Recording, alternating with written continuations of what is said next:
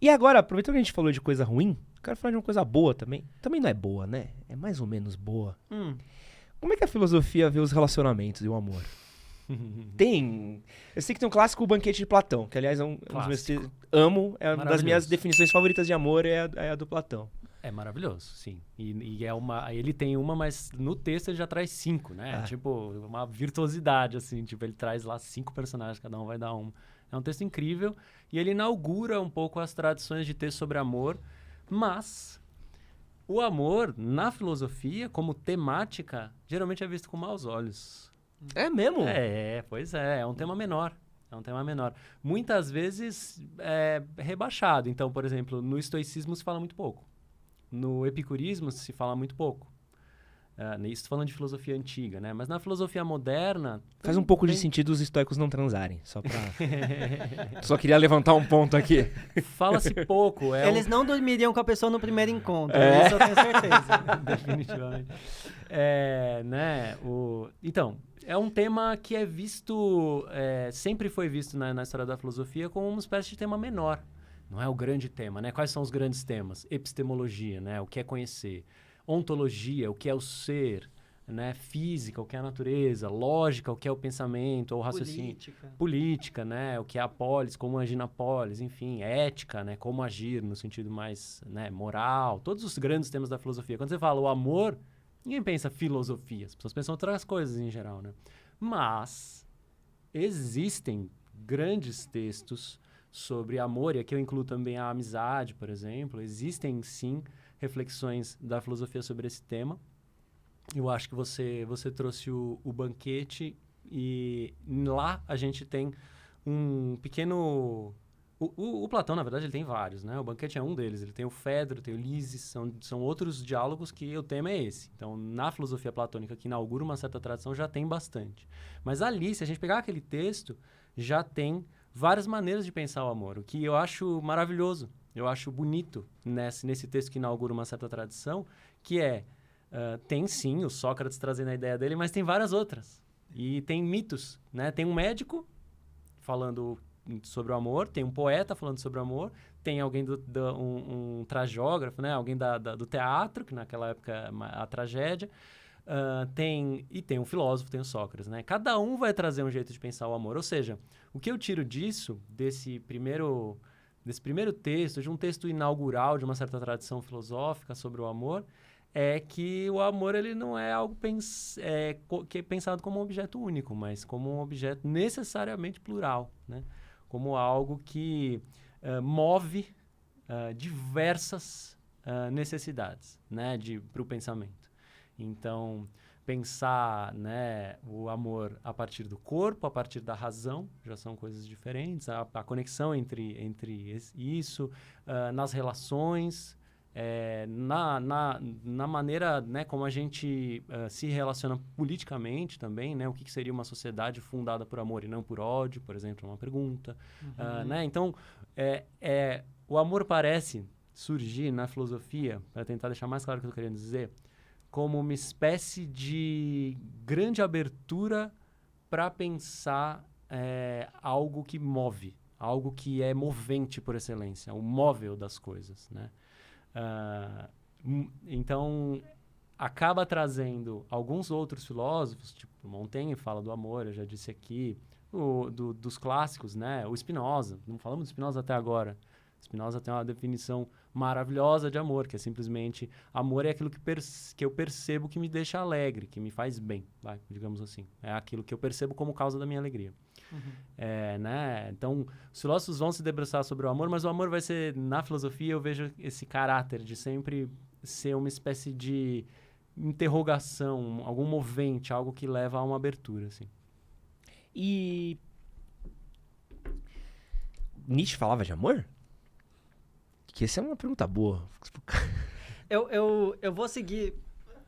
eu acho que a gente pode responder essa pergunta, mas eu ia tentar complementar, pedindo pro Rafael complementar, porque a gente caiu no tema do amor e você falou de relação. E às vezes não são a mesma coisa, tá? Às vezes não são a mesma coisa. E tem uma série lá no site chamada Anarquia Relacional.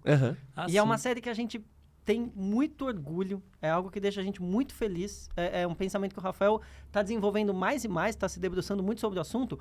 E aí, como você falou relação, e a gente caiu no tema do amor, eu pensei, poxa, talvez seja legal voltar à ideia de relação e pensar esse conceito que eu acho muito bonito, que é a anarquia relacional. Sim, sim. A anarquia relacional é um tema que eu me interessei primeiro para além da filosofia, pelas vivências pessoais, porque já existe, né? É uma ideia que vem da não monogamia. Então, uma das possibilidades de discussão sobre não monogamia é a anarquia relacional. Mas eu tentei desenvolver isso usando as referências que eu tenho da filosofia. E ao fazer isso, eu atualmente estou pensando, desenvolvendo, escrevendo cada vez mais, tendo como base uma ideia muito simples, de que o melhor lugar para se relacionar com alguém é na intersecção das alegrias mútuas, né? Na intersecção das alegrias das duas pessoas. Então, talvez se a gente tenha que colocar algum critério para se relacionar com alguém, seria a maneira como, na relação que a gente encontra, a maneira como a gente encontra de relacionar as pessoas, em que as duas digam, tô legal, tô feliz, isso me faz bem. Essa ideia, aparentemente banal, né? Essa espécie de... né? Parece uma obviedade, ela é muito difícil. Ela é muito difícil. Porque relacionar-se, geralmente, socialmente, entra num lugar onde, para eu ser feliz, você precisa se doar para mim. Para eu ser feliz, você precisa abrir mão da sua vida. Para que a gente tenha uma coisa juntos, a gente precisa né, necessariamente seguir por tais e tais e tais caminhos. Né? Então, pensar na anarquia relacional é pensar o que é a relação de duas ou mais pessoas sem um modelo dado, sem uma espécie de hierarquia entre o que a gente tem e o que a gente gostaria de ter, né? Geralmente, entre uma realidade, um modelo, uma coisa que diz aquilo que a gente precisaria ser, que permite, né, uma espécie de tirar da frente um modelo para conseguir habitar, para conseguir estar realmente na relação. Estar realmente na relação legal, a gente está se vendo todo dia, mas a gente se vê todo dia e briga 3 vezes por semana, sabe? E aí, né?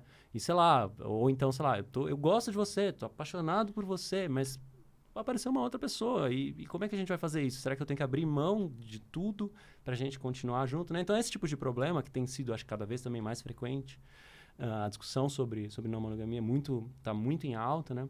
Eu acho que ela faz referência a uma discussão que a gente precisa fazer sobre uma hierarquia entre as relações elas mesmas, no chão, e um monte de projeções que a gente foi acumulando do que é ser homem, do que é ser mulher, do que é ter uma relação, ou do que, né, de uma relação homoafetiva, do que é, né, que tipo de projeção a gente era, do que é criar uma família, do que, né, uma espécie de progressão que a gente vai pensando na vida, que a gente precisa agora, agora é hora de ter filho, não, agora eu vou me concentrar na minha carreira, e, né, tipo, essas coisas foram se acumulando sobre as relações ao ponto de sufocá-las, ao ponto delas não conseguirem mais encontrarem nelas mesmas, na própria relação, sem a mediação desses modelos, os critérios para encontrar onde cada um consegue ser alegre e junto, de preferência. Bora. Mas ninguém me respondeu se o Nietzsche era um romântico. A gente fugiu da pergunta, porque o Rafael tinha isso pra falar, que eu acho muito importante, e porque o Nietzsche não foi muito feliz no amor, coitado. Porra, também outra. Se os estoicos não transavam, o Nietzsche não ter sido feliz no amor também é uma outra obviedade aí muito grande, tá? Olha, os existencialistas foram felizes no amor. Foram, ó, Sartre, Alberto Camus, Beauvoir, Sartre. O Nietzsche não foi muito feliz no amor. Ele tomou um toco da Salomé, né? Que não estava interessada nele, ele estava muito interessada nela e ela estava mais interessada na intelectualidade dele, só. E aí ele... Deus morreu, né? Deus está morto! Dizem, ó, vou dar uma síntese engraçada. Dizem que a história amorosa de Nietzsche são 2 trisais que não deram certo. Dizem que é isso. É verdade. Ele, o Wagner e a Cosima, né? E depois ele, o Paul Ré e a Lo Salomé, e não deu certo. Se a gente fosse dizer hoje a síntese, seria essa. Mas estou fazendo uma leitura nasceu o maior pessimista da... O Nietzsche se construiu em torno da superação das tristezas dele. O Nietzsche, ele era o cara ele era a promessa da Universidade de Basileia, e ele tinha muito problema de saúde, ele tinha muita dor de cabeça, ele ficava incapacitado de dar aula, aposentaram ele. Caramba. E aí ele Tá, beleza, foi aposentado com 33 anos, eu acho. 20, não lembro, muito novo. Ele foi aposentado precocemente e ficou lá com o dinheirinho que ele ganhava. Ele virou um filósofo nômade, ele foi por aí viver a vida. Ele construiu a vida dele em torno, superando as coisas que davam errado. Se a promessa da Basileia, ele se tornou um grande filósofo, muito mais famoso que todos da Basileia, né? Uma cidadezinha da Suíça. Depois de morrer, mas construiu um pensamento em torno disso. E o Assim Falou Zaratustra, um dos livros mais famosos dele, nasce depois do desencontro com a Salomé, que ele era apaixonado. Então, tem um aforismo dele, o amor fati, ele tá tanto no lugar da ciência como no etiomo, né? Aparece mais de uma vez, e ele fala, é preciso aprender a amar aquilo que nos acontece. Porque é assim que é. A vida se coloca dessa maneira e a gente precisa aprender a amar aquilo que nos acontece. A ver como belo aquilo que há de necessário nas coisas.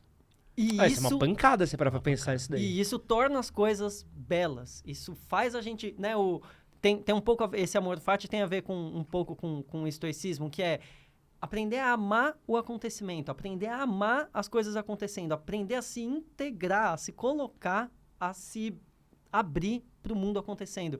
E aí o Nietzsche termina esse aforismo do amor fati falando, eu me tornei alguém que aprendeu a amar aquilo que é necessário. Então, é ao longo de toda uma vida que ele foi aprendendo a lidar com as dores e fazer da vida dele algo justificado.